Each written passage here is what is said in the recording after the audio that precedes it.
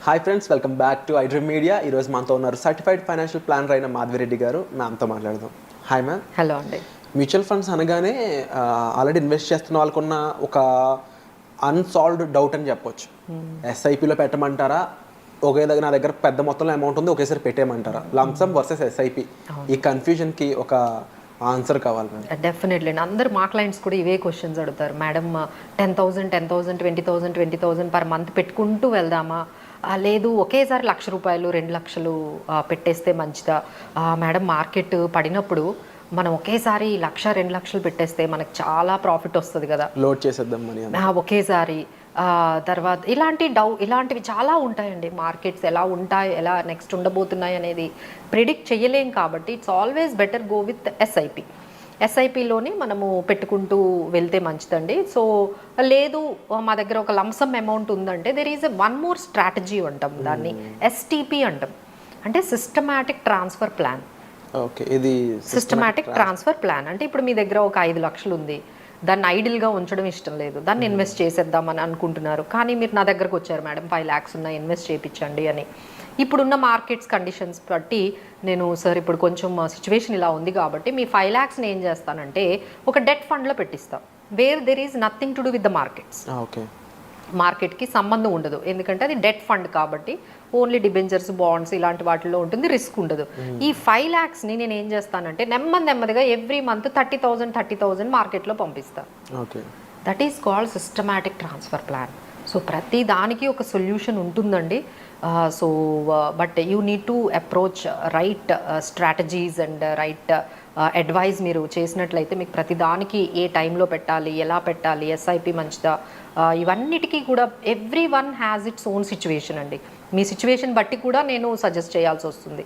Sir ఇలా పెట్టండి, ఇలా పెట్టండి. మీ రిస్క్ టేకింగ్ ఎబిలిటీ అనుకోండి, even I may suggest that sir ఇప్పుడు మార్కెట్ ఆల్మోస్ట్ 26,000 నుంచి 24,000 వరకు మనకు వచ్చింది కాబట్టి సో మీరు డైరెక్ట్గా మనం కొంత అమౌంట్ ఇప్పుడు పెట్టేద్దాము, లేదు అంటే ఆ 5,000నే 2 partsలో పెట్టించవచ్చు. సో ఇట్స్ ఆల్ డిపెండ్స్ అండి, మీకున్న రిస్క్ టేకింగ్ ఎబిలిటీ, మీకున్న టైం హారిజన్, ఇలాంటివి చాలా స్ట్రాటజీస్ మా దగ్గర ఉంటాయి. So basing on your current situation మేము డెసిషన్ తీసుకుంటాం. అండ్ మ్యామ్ చాలామందికి ఈ ఎస్ఐపి పెడుతూ లాంగ్ టర్మ్లో నేను డబ్బులు తీసుకోవడం అనేది వాళ్ళకి ఎందుకు వర్త్ కాదేమో అనిపిస్తూ ఉంటుంది.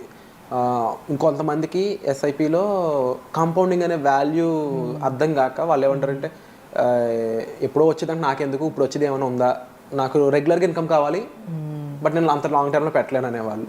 ఇలాంటి వాళ్ళకి మ్యూచువల్ ఫండ్స్ అసలు వర్కౌట్ అవుతుందా? సో ఇలా చెప్తున్నాం కదండి, every person has its own requirements.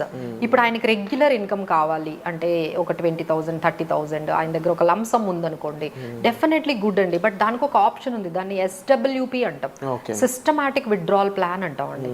So ఈ తెచ్చిన మీరు ఏదైతే ఈ కార్పస్ ఫండ్ని మనము ఒక 3-4 స్కీమ్స్లో పెట్టేస్తే ఎవ్రీ మంత్ మీ అకౌంట్లోకి ఒక 20,000 కానీ లేకపోతే 10,000 కానీ స్లోగా మీ అకౌంట్లోకి వెళ్ళిపోతూ ఉంటుందన్నమాట. సో ఇలా మనకి రెగ్యులర్ ఇన్కమ్ కావాలి. ఎస్పెషల్లీ రిటైర్డ్ పీపుల్ ఉంటారండి, ఈ రోజుల్లో ఎవరికి పెన్షన్స్ లేవు, వాళ్ళకు కార్పస్ ఇస్తున్నారు, వాళ్ళు రిటైర్ అయినప్పుడు ఒక 50 lakhs లేకపోతే 70 lakhs ఈవెన్ 1 crore కూడా మీకు వచ్చేస్తుంది, కానీ పెన్షన్ ఇవ్వరు.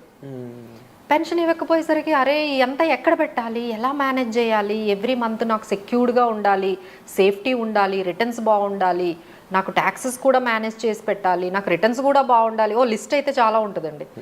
దీన్ని ఎలా మేనేజ్ చేయాలో వాళ్ళకి తెలియదండి. వాళ్ళకి మేము ఇచ్చే సొల్యూషన్ SWP అనేది ఒక సొల్యూషన్ ఇస్తామండి. అలా దానివల్ల ఏమవుతుందంటే మీ అమౌంట్ సేఫ్గా ఉంటుంది, మీ అమౌంట్ అనేది తగ్గదు. అంటే we have to check that మీరు పెట్టిన 1 crore తగ్గకుండా దాని మీద వచ్చిన ఇన్కమ్తోనే మీరు సర్వైవ్ అయినట్లుగా చూసుకుంటే ఆ 1 crore అలానే ఉంటుంది, మళ్ళీ పెరుగుతూనే అవకాశం కూడా ఉంటుందండి ఫ్యూచర్లో. అంటే ఇప్పుడు మీరు FDలో పెట్టారనుకోండి 1 crore పెరుగుతుందా? పెరగదు. కానీ మ్యూచువల్ ఫండ్స్లో even though you are taking the income 1 crore will increase. 1 crore 1.2 lakhs అవుతుంది, 1 crore 20 lakhs అవుతుంది, 1 crore 30 lakhs అవుతుంది. అలాంటి స్ట్రాటజీస్ కూడా మనకి ఉంటాయండి. బట్ ఎఫెక్టివ్ ఎగ్జిక్యూషన్ అయితే చాలా అవసరం అండి. మీరేమి అంటే తెలియకుండా ఓన్ ఎక్స్పెరిమెంట్స్ అయితే చేయకూడదు. ఎందుకంటే ఇంత అమౌంట్తో ఇలా ఎగ్జిక్యూట్ చేయాలి, ఇలా SWP ఆప్షన్స్ కానీ STP ఆప్షన్స్ కానీ ఇలాంటివన్నీ ఎగ్జిక్యూట్ చేయాలి అంటే త్రూ థరో ఎక్స్పర్ట్స్తోని ఎక్స్పీరియన్స్డ్ వాళ్ళతో చేయిస్తే పర్ఫెక్ట్గా మీకు కావాల్సిన సొల్యూషన్స్ వస్తాయండి. అండ్ ఫైనల్ క్వశ్చన్ మ్యామ్, జనరల్గా ఎస్ఐపి చేసుకుంటూ లంసమ్ అనేది ఇన్వెస్ట్ చేయకూడదు అంటారా? అంటే ఎస్ఐపి వెళ్తూనే ఉంటుంది, అదే ఫండ్ నేను మళ్ళీ లంసం పెడదాం అనుకుంటున్నాను, ఎంతవరకు కరెక్ట్ అంటారు? పెట్టుకోవచ్చు అండి, ఇట్ ఆల్ డిపెండ్స్. ఇప్పుడు మీకు ఆ ఫండ్ బాగా వర్కౌట్ అవుతుంది అనుకోండి, సో మీరు ఎవ్రీ మంత్ 5,000 పెడుతున్నారు, ఒక 50,000 కూడా మీరు అందులో యాడ్ చేసుకోవచ్చు. Definitely there is an option ఉంటుందండి. You can add lump sum also to the same fund along with your SIP. But అన్నిటికన్నా ఇంపార్టెంట్ డౌట్ అందరికీ ఏమొస్తుందంటే, ఎప్పుడు అందులో నుండి బయటకు వచ్చేయాలి. ఓకే, సరే ఇప్పుడు ఒక ఫండ్ మనకి క్రియేట్ అయ్యింది, దాన్ని ఎగ్జిట్ ఎప్పుడు అవ్వాలి, మనం పెట్టిన దాని మీద డబుల్ అయింది, అప్పుడు బయటకు వచ్చేయాలా?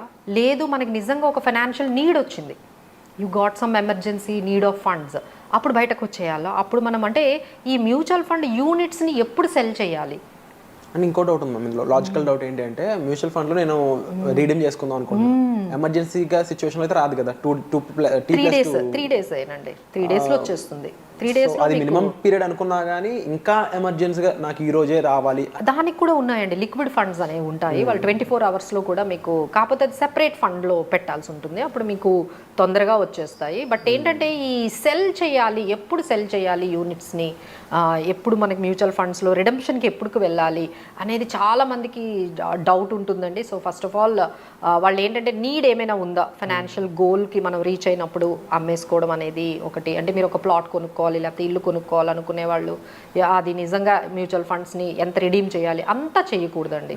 యూ నీడ్ నాట్ కంప్లీట్లీ దాన్ని జీరో చేసేస్తున్నారు చాలామంది. ఆ మ్యూచువల్ ఫండ్స్ పెడుతూ ఉంటారు, ఏదో రిటైర్మెంట్కి అంటారు, మధ్యలో ఇంకేదో గోల్ మీరు సెట్ చేసుకుంటారు, మారిపోతుంది, దాన్ని జీరో చేస్తారు, ఇక మొత్తం రిటైర్మెంట్ గోల్ అనేది పక్కకి వెళ్ళిపోతుంది. సో ఇలా కాకుండా అసలు ఎంత రిడీమ్ చేయొచ్చు, మన అవసరాలకి ఎంతవరకు దాన్ని మ్యూచువల్ ఫండ్స్ని వాడుకోవచ్చు అనేది కూడా చాలా ఇంపార్టెంట్ డెసిషన్ అండి.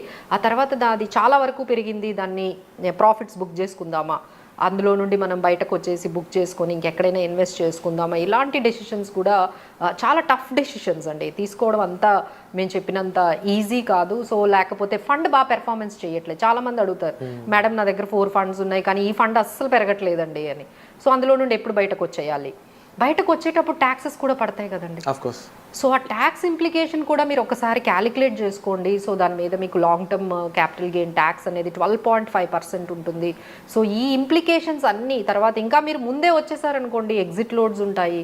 సో ఇలాంటి ట్యాక్స్ ప్లానింగ్స్ ఇవన్నీ కూడా మనం ఇంప్లికేషన్స్ ఇవన్నీ చూసుకొని ఒకరి ద్వారా మనం ఈ డెసిషన్ తీసుకునే ముందు ఒకరి దగ్గర కూర్చొని మనకున్న సిచ్యువేషన్ అంతా ఎక్స్ప్లెయిన్ చేసి అప్పుడు డెసిషన్ తీసుకుంటే పర్ఫెక్ట్ ఉంటుంది. బయట సిచ్యువేషన్ కోసం ఇచ్చిన ఇన్ఫర్మేషన్ అంతా కూడా వండర్ఫుల్గా ఉంది మ్యామ్. తప్పకుండా ఇలా మీ సిచ్యువేషన్స్లో ఉన్న వాళ్ళు, ఇలా కన్ఫ్యూషన్గా ఉన్న వాళ్ళందరికీ కూడా మీకు ఒక క్లారిటీ కావాలి, ఒక ఫైనాన్షియల్ ఎక్స్పర్ట్ ఉంటే మీకు లైఫ్ బెటర్గా మారే ఛాన్సెస్ ఉన్నాయని చెప్పేసి ఎంతోమంది జర్నల్స్ రాయడం జరుగుతుంది, రియల్ లైఫ్లో చూడడం కూడా జరుగుతుంది. సో మీరు ఆ స్టెప్ తీసుకోవడానికి రెడీగా ఉన్నట్లయితే వెంటనే డిస్ప్లే అవుతున్న నెంబర్స్ కాల్ చేసి ఇమీడియట్గా మాధురెడ్డి గారిని పర్సనల్గా మీరు కన్సల్ట్ చేయొచ్చు. మీ యొక్క ఫైనాన్షియల్ సిచ్యువేషన్స్ని ఎక్స్ప్లెయిన్ చేసి దాని నుంచి మీరు ఎటువంటి రైట్ సొల్యూషన్ తీసుకోవాలనుకున్నారో తీసుకోవచ్చు. So thank you so much for information.